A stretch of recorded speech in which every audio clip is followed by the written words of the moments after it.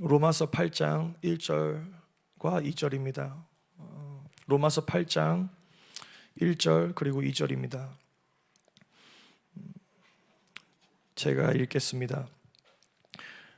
그러므로 이제 그리스도 예수 안에 있는 자에게는 결코 정죄함이 없나니 이는 그리스도 예수 안에 있는 성령의 법이 죄와 사망의 법에서 너를 해방하였습니다. 아멘.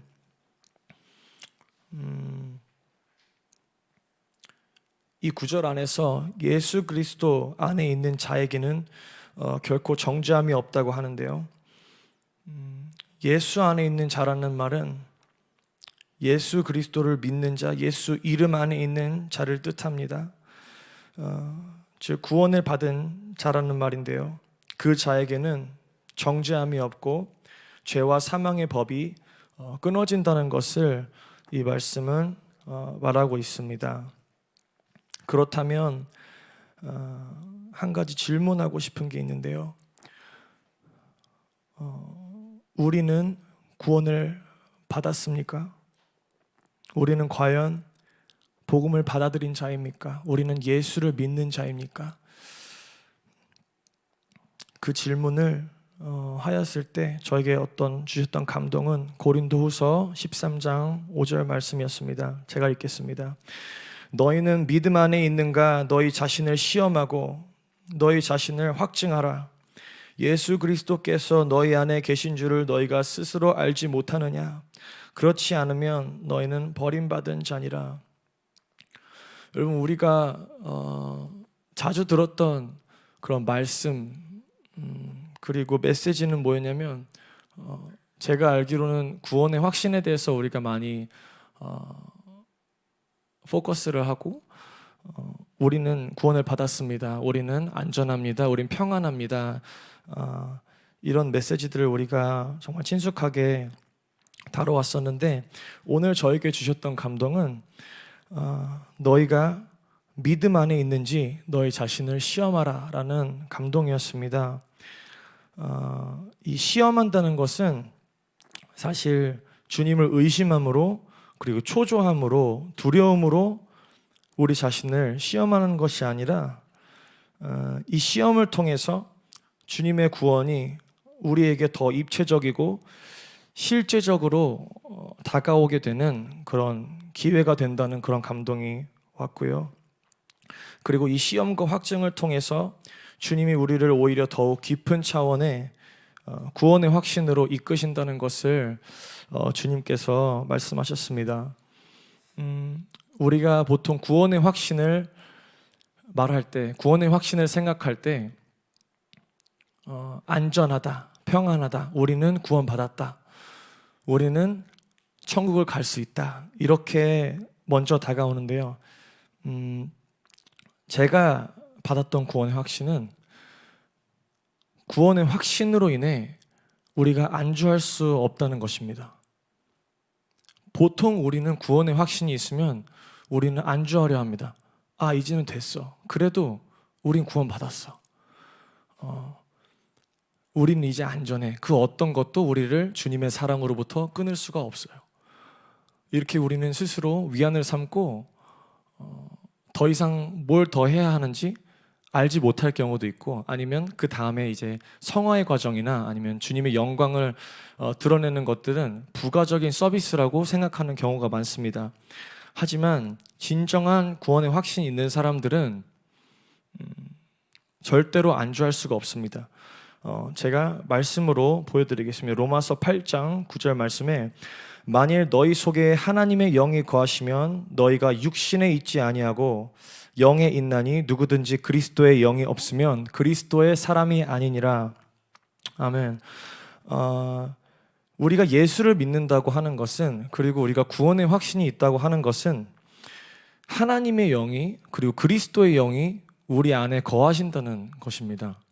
우리 안에 운행하고 계신다는 것입니다. 무슨 말이냐면 우리가 예수를 믿는 사람이라면 우리는 육신에 있는 사람이 아니고 우리는 영의 사람이며 영의 삶을 살아가는 사람이라는 거예요. 그런데 우리가 지금 영의 삶을 살고 있냐는 거죠. 우리가 구원을 받았다고 하는데 우리의 삶이 주님께로 향하고 있냐는 거예요. 그것을 테스트하기 위해서 우리 아까 고린도후서 13장 5절에서 봤던 것처럼 우리를 시험하고 확증하기 위해서 한 구절을 제가 빌려왔습니다. 요한복음 14장 6절, 다 아시는 말씀인데요. 예수께서 이르시되 내가 곧 길이요 진리요 생명이니 나로 말미암지 않고서는 아버지께로 올 자가 없느니라. 아멘. 이 구절 정말 다 알고 있고 제가 개인적으로 느끼기에도 이 구절은 우리의 어떤 믿음의 출발선입니다. 주님께서 우리의 길이고 진리고 생명이라는 그 말이 우리에게는 믿음으로 이제 반응해야 되는 그런 구절인데요. 근데 이제 우리가 이 구절을 어떻게 믿느냐, 우리가 이 구절을 어떻게 믿어야 하냐를 고민해 봐야 된다는 것입니다. 왜냐하면 주님이 길이고 진리고 생명이라는 것은 세상에 있는 공중권세를 잡고 있는 자들도 다 압니다. 그리고 사탄도 압니다.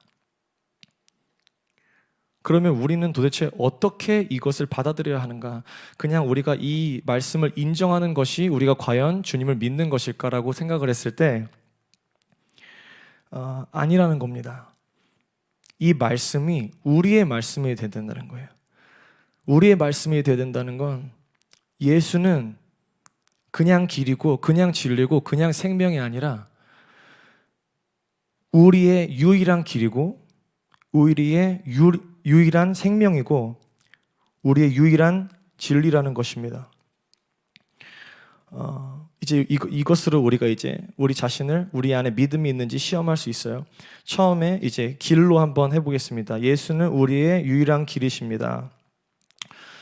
예수가 우리의 유일한 길이시라는 그런 말은 그 외에는 다른 길이 전혀 없다는 것입니다. 우리 삶 가운데 전혀 다른 옵션은 없습니다. 우리가 삶 속에서 내리는 모든 판단들, 선택들이, 모든 결정들이 예수의 길을 걷는 것의 여정 안에 들어있는 것입니다. 우리가 살아가는데 과연 우리의 선택들은 그 십자가의 길 여정 안에 들어가 있습니까? 우리가 사람들을 만날 때, 우리가 일터에 있을 때, 우리가 가족들과 있을 때, 우리가 무엇을 행할 때, 우리가 무엇을 말을 할 때, 우리가 무엇을 먹고 마실 때 우리의 그 모든 행함이, 모든 결정이 주님의 길 안에 있습니까? 또 하나는 예수는 우리의 유일한 진리이십니다. 그는 우리의 절대적인 기준이셔야 합니다. 흔들리지 않는 우리의 가치관이자 세계관이셔야 합니다. 이 세상을 붙잡고 있는 가치관은 재물이고요, 명예고요, 그리고 우리의 정욕입니다. 만약에 우리가 믿음 안에 서 있는 자라면 우리는 그런 것들로 흔들리지 않습니다. 우리의 기준은 절대로 흔들리지 않습니다. 우리의 기준은 오직 예수 그리스도입니다.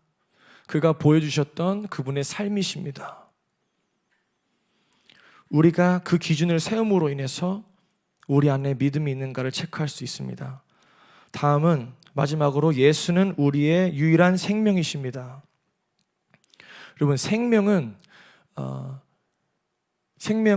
우리를 살아 움직이게 하죠. 생명은 우리를 호흡하게 하고 우리를 움직이게 합니다. 그러면 세상에 속한 생명은 우리의 목숨이겠죠. 우리의 육신이겠죠.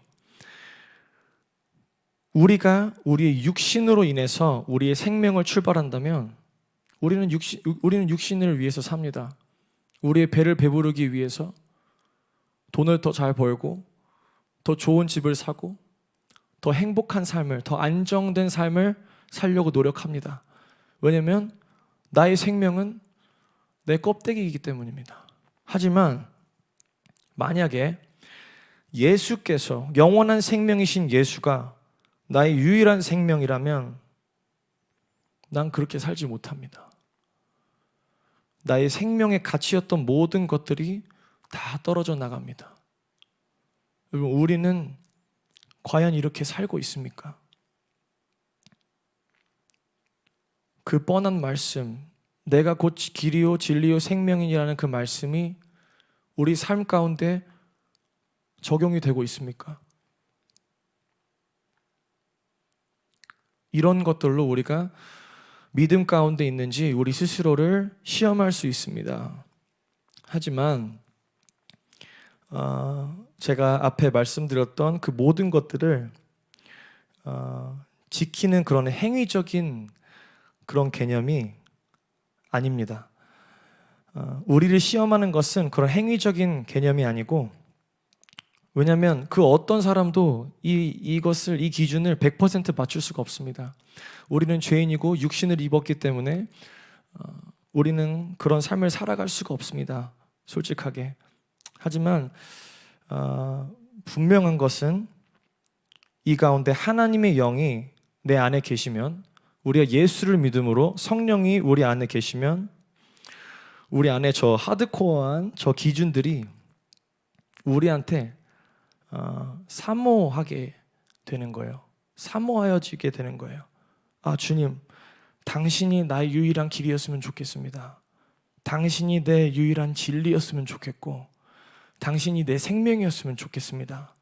라는 간절함이 내 안에 있다면, 내 안에 그 아픈 마음이 있고 내 안에 그 애통하는 마음이 있다면 그것이 바로 하나님의 영인 것입니다.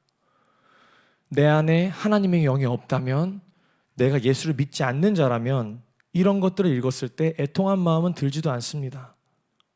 그냥 내 기준과 맞지 않네 하고 포기해버립니다. 아니면 그냥 내 삶을 그대로 살아갑니다. 하지만 내 안에 그 갈망함이 있다면 주님이 내 안에서 움직이고 계시는 것입니다. 영이 살아난 자는 예수에 대해 잠잠할 수 없습니다.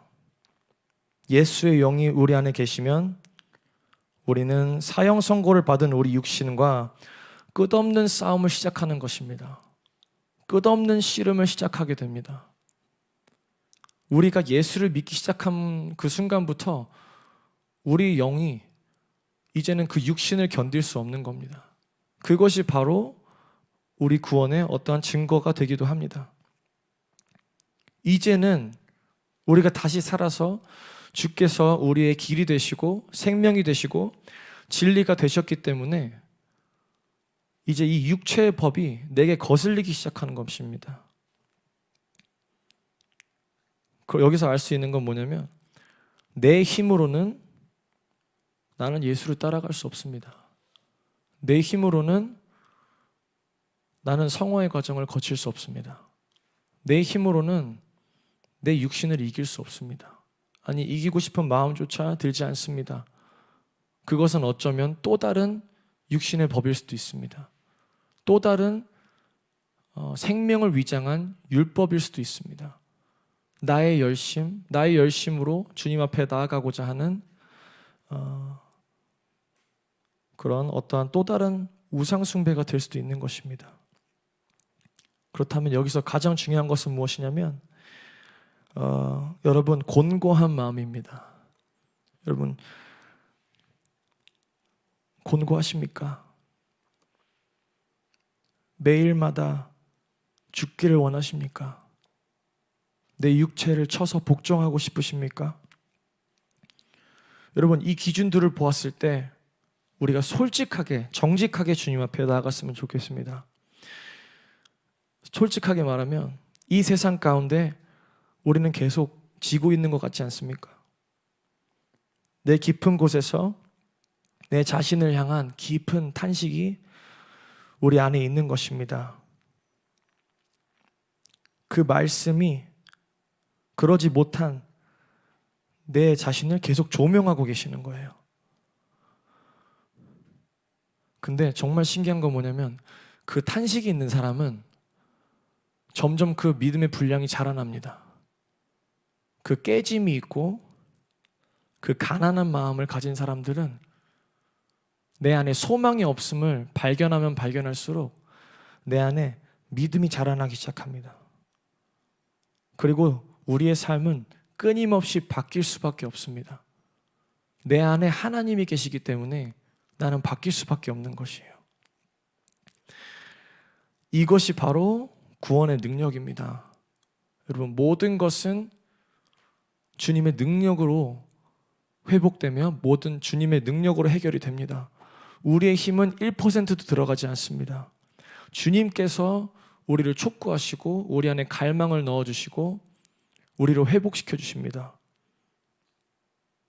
우리를 탄식 속으로 들어가게 하는 것 또한 주님의 능력이십니다.